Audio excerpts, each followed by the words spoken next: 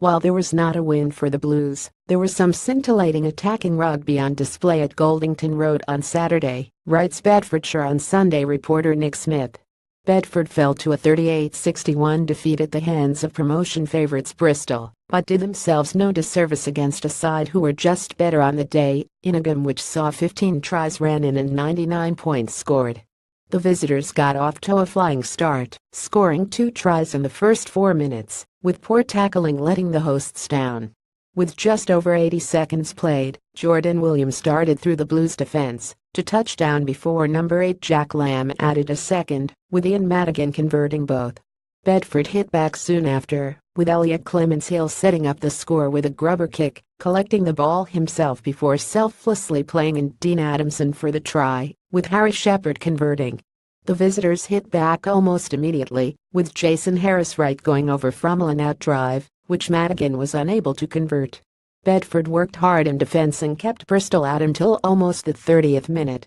The Blues moved forward with purpose as they looked to reduce the deficit, but were stung on the break, with Sam Jeffries touching down on the counter, with Madigan again adding the extras. Straight from the restart, Bristol added to their lead, with Chris Bowie making ground, before playing in Dan Thomas for the score, converted by Madigan to stretch their lead to 337. Bedford bounced back with Adamson adding his second of the game with a superb solo effort. The winger kicked the ball over his marker, before charging it down, collecting it for the try, with Shepherd adding the extras. A nasty-looking injury to Justin Blanchett halted proceedings, while he received treatment for a nasty-looking arm injury, which saw plenty of time added on. The visitors kept threatening, and were rewarded in added time, when Jack O'Connell went over from a line-out drive. With 48 minutes on the clock, the Blues hit back with Ollie Dodge going over, and Shepherd converting to make it 21-40 at the interval. After the restart, the visitors asserted themselves on the game, putting them seemingly out of sight with just over 50 minutes played, scoring 2 converted tries. First, Harris-Wright added his second with 47 gone with Madigan converting, before Williams added his second as well after being played through by Dan Thomas, adding the extras himself. Bedford pressed and were rewarded with 2 tries of their own, with replacement Jordan Burns at the heart of both of them. Firstly, the scrum half scored one himself after some lovely play from the backline to give Bedford a bonus point. He then made something out of nothing with 64 gone, sending Clements-Hill clean through to touchdown and make it a 31-54 game, with James Wilson unable to convert either effort.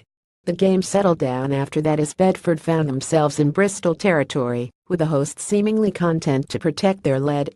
Bedford kept going forwards in the last 10 as they looked to pull off an unlikely comeback, but any small hope of that was wiped out in the 75th minute. Blues skipper Michael Labergiois made some ground before losing his footing, showing great awareness to kick the ball downfield and avoid conceding a penalty. However, his kick was collected by replacement fullback Matt Prothero, who ran in untouched for his side's 9th try of the game, before Burns ran in his second in added time, converted by Clements-Hill. See more of Nigel Rudyard's pictures at frontrow.podium.com Rugby.